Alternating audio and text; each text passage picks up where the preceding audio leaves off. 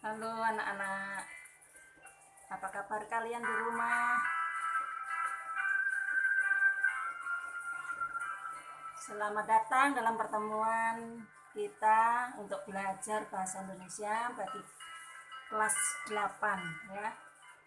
Ibu menyambung apa yang Ibu sampaikan seminggu yang lalu. Kalian sudah tahu bahwa materi kita yang pertama adalah masalah menulis teks berita. Sebagian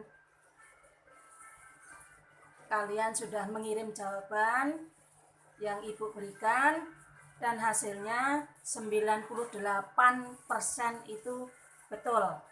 Ternyata kalian mampu untuk membaca dan menjawab pertanyaan yang Ibu berikan. Jadi hasilnya ternyata kalian cukup hebat, kalian cukup memahami. Yang Ibu tanyakan seminggu yang lalu adalah apa saja unsur-unsur berita yang harus ada di dalam sebuah teks berita. Jawaban kalian itu ada 6 unsur,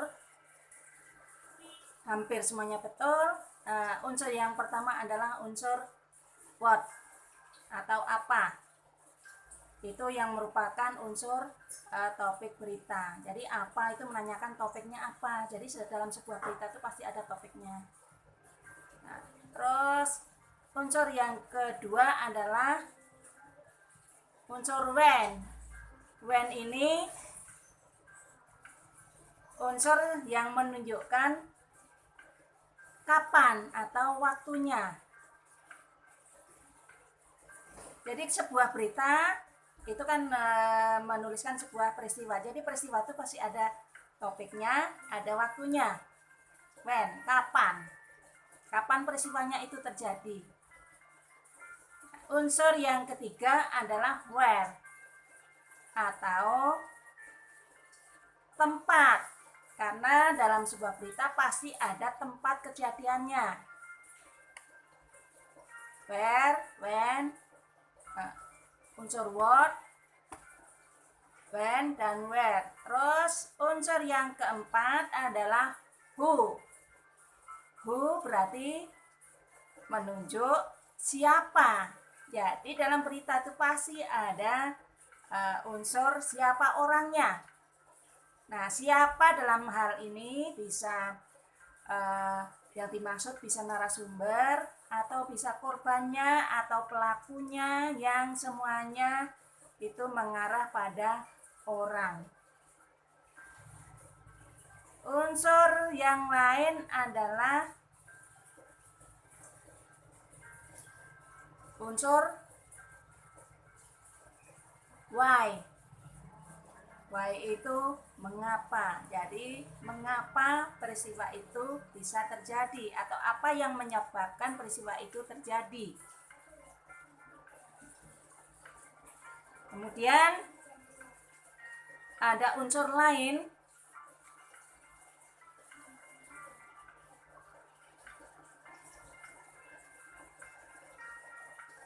yaitu unsur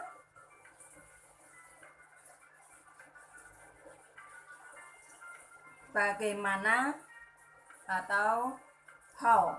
Jadi how itu bisa berarti bagaimana, bisa berarti berapa ya. Jadi yang pertama Ibu tegaskan jawabannya, yang pertama adalah unsur what, peristiwanya ya. Unsur yang kedua adalah where. Where itu tempat peristiwanya. Unsur yang ketiga adalah when. When adalah waktu peristiwa itu terjadi. Unsur yang keempat adalah who. Who itu menunjuk siapa orangnya. Nah, orangnya itu bisa berupa narasumber, bisa berupa korban atau pelakunya, atau siapa saja yang terdampak di dalam sebuah peristiwa. Terus unsur berikutnya adalah why atau mengapa. Jadi di sini menjelaskan mengapa peristiwa itu terjadi. Dan unsur yang terakhir itu yang disebut dengan unsur how.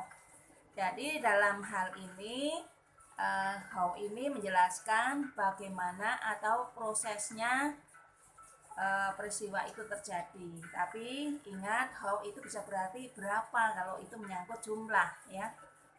Nah, itu unsur-unsur yang ada di dalam sebuah berita. Nah, jadi kalian hebat, ternyata jawaban kalian sudah 98%, artinya masih ada beberapa orang yang menjawab kurang lengkap. Jawabannya betul tetapi kurang lengkap. Nah, dari 5 kelas itu sudah, ini belum semuanya menjawab ya. Jadi kelas 8E mungkin 8E itu baru sekitar 21 orang yang menjawab. Nah, 26 ya, 26. Berarti ada yang belum mengirim jawaban. Nah, demikian juga kelas 8F. Ini juga masih ada sekitar berapa nih? 8 orang ya belum mengumpul. 8G, 8H dan 8I semuanya tiap kelas ada saja yang belum mengumpul. Ibu enggak tahu ini masalahnya apa yang menghambat, apakah di rumah tidak ada internet, tidak ada HP. Nah, Ibu harapkan ini tugas-tugas berikutnya supaya segera dijawab dan dikumpulkan, jangan sampai tugas itu menumpuk. Nah, kemudian Ibu akan membahas masih materi berita, tetapi yang berhubungan dengan, bukan dengan unsur ya, tapi dengan bagaimana nanti kalau misalnya Ibu kasih tugas kalian bisa mengerjakan, yaitu bagaimana membuat ringkasan sebuah berita dan bagaimana membuat kesimpulan sebuah berita dan bagaimana membuat tanggapan sebuah berita. Nah, untuk bisa membuat 3 unsur itu kalian harus paham dulu antara ringkasan, kesimpulan, dan tanggapan. Nah, kalau demikian Ibu akan jelaskan dulu apa itu ringkasan. Nanti kalian sambil baca-baca di rumah ya. Mulai dari yang pertama, ringkasan.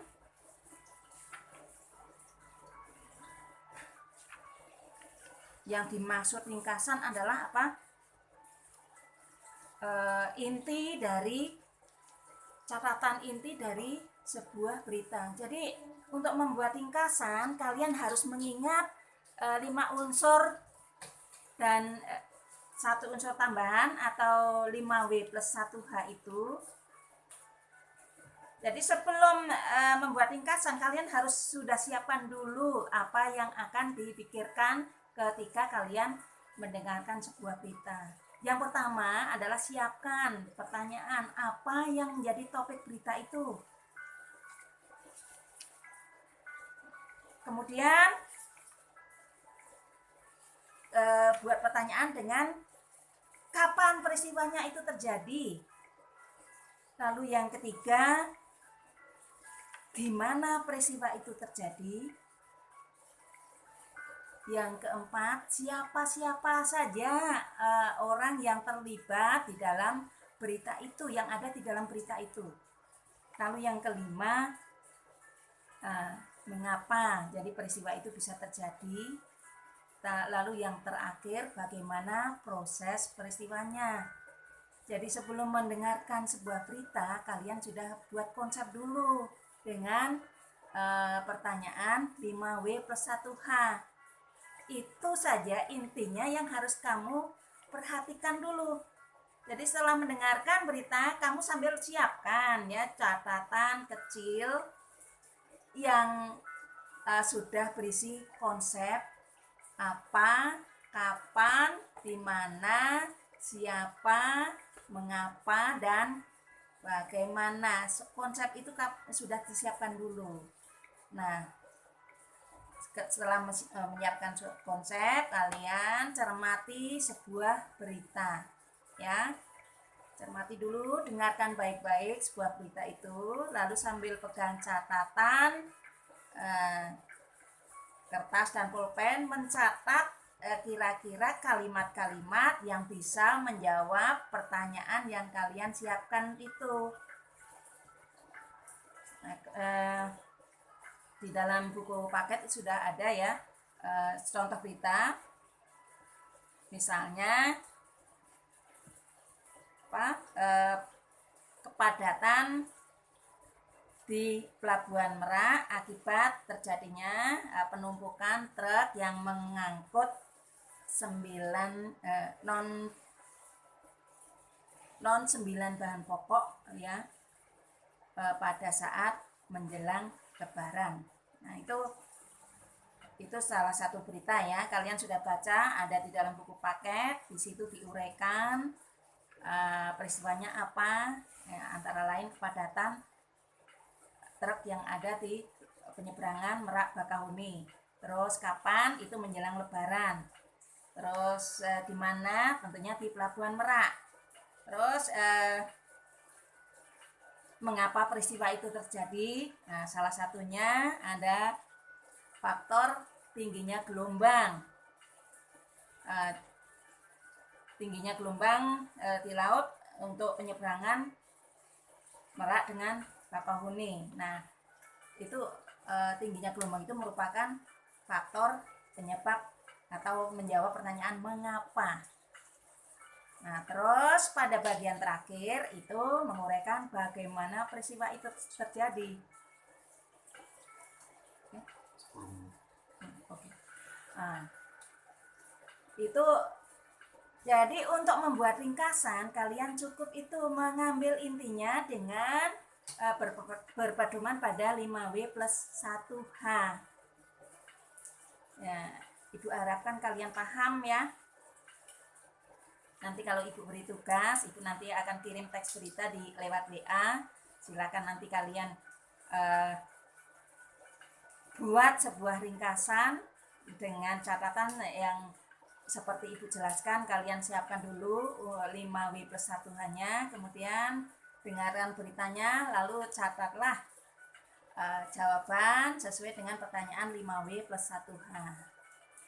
Nah, kalau sudah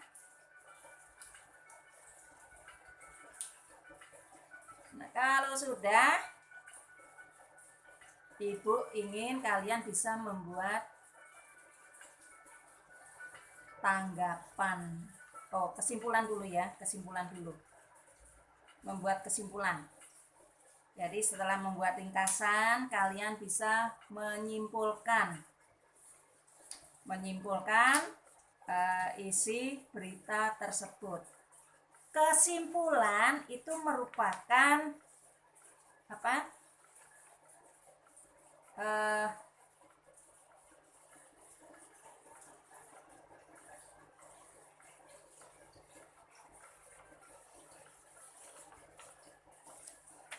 semacam akhir dari sebuah uraian. Jadi setelah ada uraian, ada ringkasan, kemudian kalian jelaskan, kamu buat sebuah paragraf yang berupa ringkasan, lalu buat kesimpulannya. Kesimpulan itu merupakan inti dari sebuah berita yang sudah diringkas. Bedanya dengan ringkasan itu apa? Kalau ringkasan itu lebih luas, semua unsur tercakup. Tetapi kalau kesimpulan itu isinya lebih padat ya, dan hanya menyangkut masalah inti saja. Biasanya itu hanya berupa topik utama dan topiknya apa, kapan, dan tempatnya di mana. Itu paling inti. Nah, jadi kesimpulan merupakan bagian inti dari sebuah ringkasan atau uraian. Kesimpulan ini merupakan bagian penutup dari sebuah ringkasan atau sebuah uraian. Paham ya?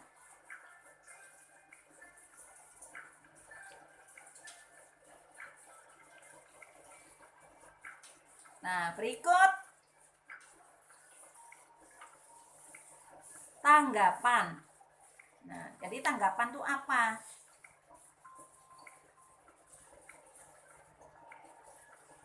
Tanggapan itu merupakan sambutan atau reaksi kita terhadap suatu ucapan atau suatu peristiwa.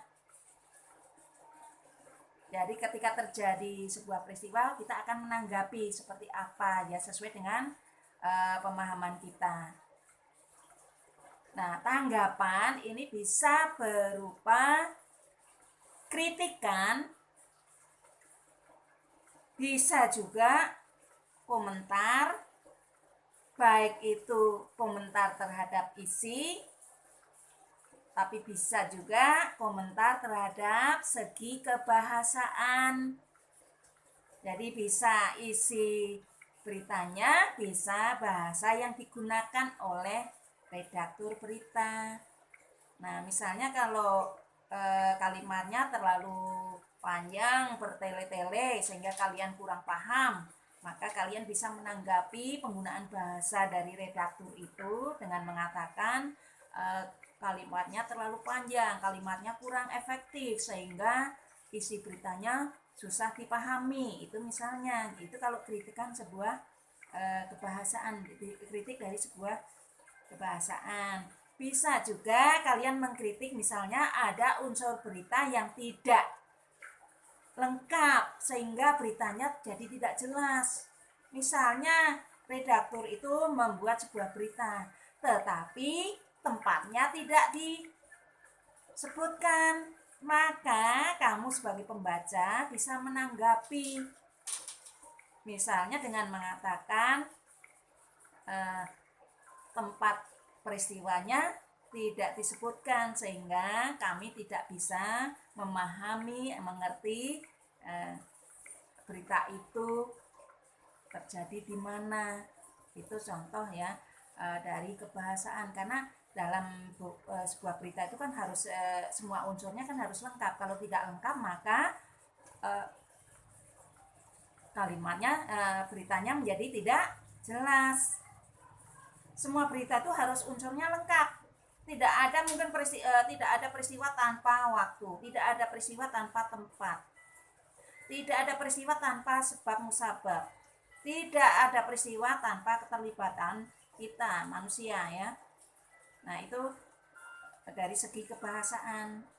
Nah, kalau bisa juga itu menyangkut masalah isi ya, isinya, karena isi beritanya itu bukan tempat tapi isi ya, isi beritanya kan harus 5W plus 1H. Nah, terus nanti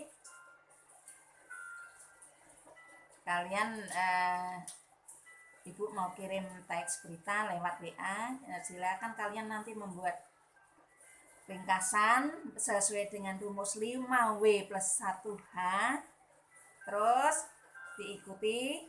Kalau sudah membuat konsep ya 5W plus 1H, terus dijawab pertanyaannya, terus kalian buat apa yang kalian catat itu menjadi sebuah paragraf. Paragraf itu berisi ringkasan sebuah berita.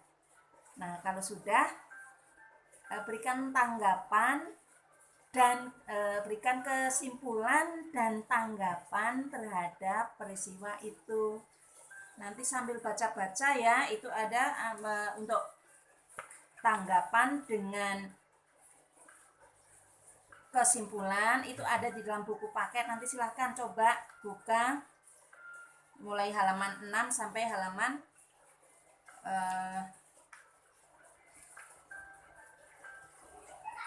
halaman 10. Halaman 6 sampai halaman 10 ya, itu dibaca dulu untuk materinya. Itu juga untuk supaya kalian lebih jelas dari penjelasan ibu ini. Jadi supaya paham antara ringkasan,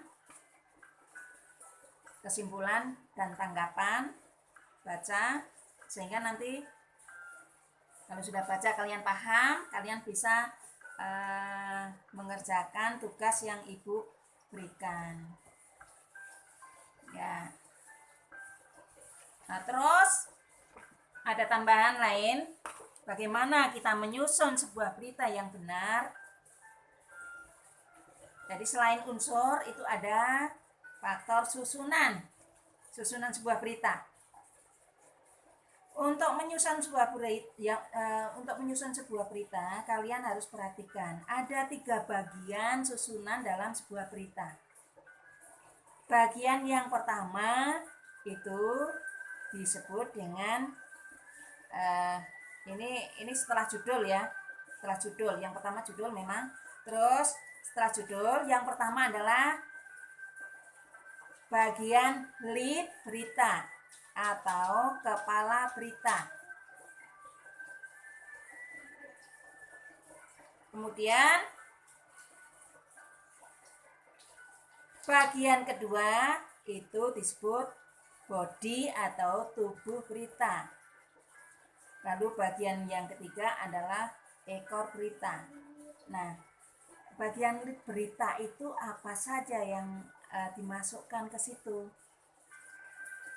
Bagian lead berita itu berisi bagian unsur terpenting dalam sebuah berita. Unsur yang terpenting dalam berita adalah menyangkut apa atau topiknya, kemudian unsur di mana, dan unsur kapan. Itu bagian terpenting dalam sebuah berita. Jadi unsur apa topiknya, kapan, dan di mana itu biasanya diletakkan di bagian awal atau bagian lead berita atau bagian kepala berita.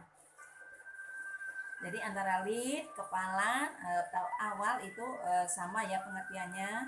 Itu unsur terpenting itu letakkan di bagian awal.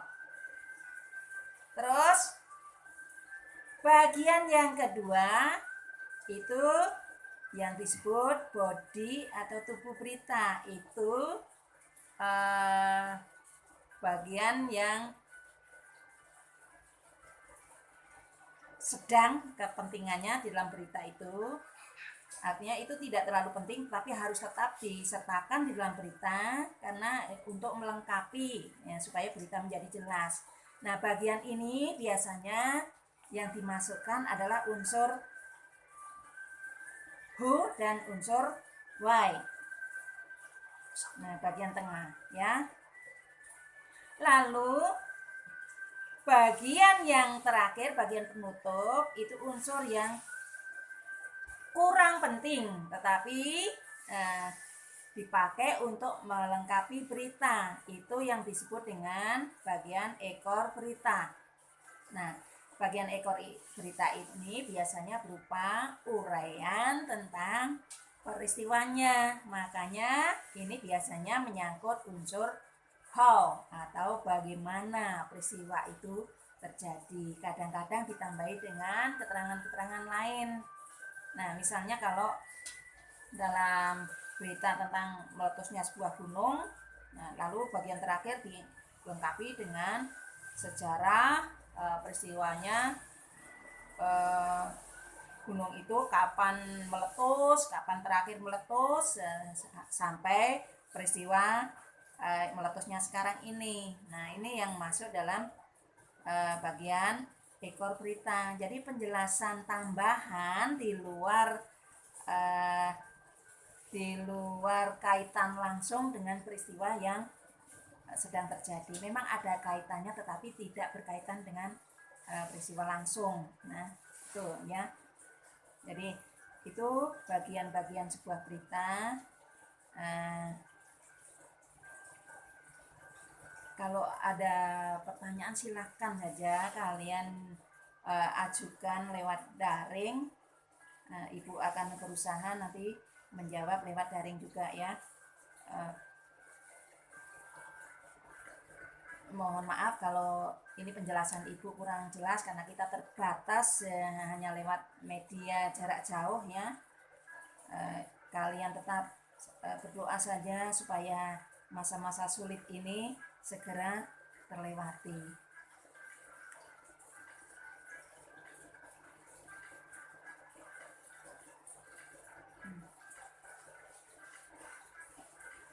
Ibu kira penjelasan Ibu cukup sekian dulu. Nanti tugas akan Ibu berikan lewat WA. Kalau lewat ini semua Ibu enggak mungkin ya. Silakan nanti buka WA, Ibu kirim. Kemudian seperti minggu kemarin, tugas itu ditulis tangan kemudian difoto, kirimkan ke WA. Jadi ditulis tangan ya. Ini kalau pertanyaan kemarin ini kalian banyak yang copy paste ini karena jawabannya mudah. Kalau ini agak karena ini sesuai dengan kemampuan pribadi masing-masing, ini tidak bisa copy paste. Jadi harus ditulis kemudian difoto, kirimkan lewat WA. WA-nya daring, enggak usah WA grup ya, supaya jangan saling nyontek. Nah, sekian penjelasan dari Ibu. Doakan masa-masa sulit kita segera berakhir dan kita bisa berkumpul lagi dengan tatap muka sehingga kalian bisa lebih gamblang dalam belajar. Oke, sekian, sampai jumpa di pertemuan berikutnya. Dah.